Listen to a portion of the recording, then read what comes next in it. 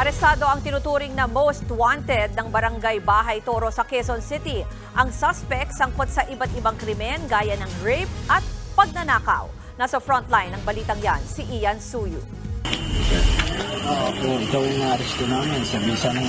Ilang taon ding nagtago pero napasakamay na sa wakas ng mga otoridad ang most wanted ng Barangay Bahay Toro sa Quezon City. Kinilala ang suspect na si alias Mark, 39 anyos. Suspect siya sa panghahalay ng asawa at menor de edad na anak ng kanyang dating kakosa sa kulungan noong 2022. Nagkaroon sila ng get-together sa labas nang sila ay nakalaya na. At nakilala nga nung nasabing suspect tong anak nung kanyang inmate na kanya pong hinalay. Ganun din po ang asawa nung nasabing inmate. Most wanted ng lugar si alias Mark dahil bukod sa rape, wanted din pala siya sa iba't ibang kaso.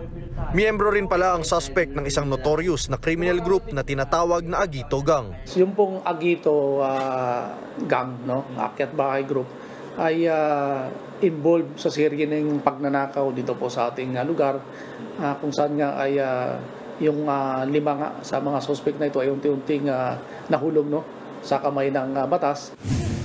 Todo tanggi naman ng suspect sa mga paratang laban sa kanya. Wala pong katotohanan po yun, sir. Kahit ano po, wala po ako ginawa doon. Ano ba nangyari? Nag-isip po yung isang kaibigan ko na i-text ko na yung asawa niya. Wala namang katotohanan yan. Wala po akong alam na ginawa doon sa mga kaso na lumabas po ngayon sa akin.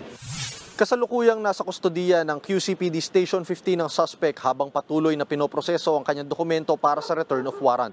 Patuloy naman ang pag-iimbestiga ng mga otoridad at pagtugis para matunton ang isa pang kasamahan niya sa criminal group.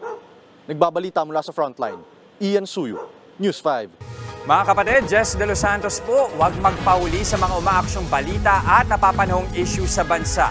Para sa mas malawak na balitaan, mag-subscribe at mag-follow sa social media pages ng News 5.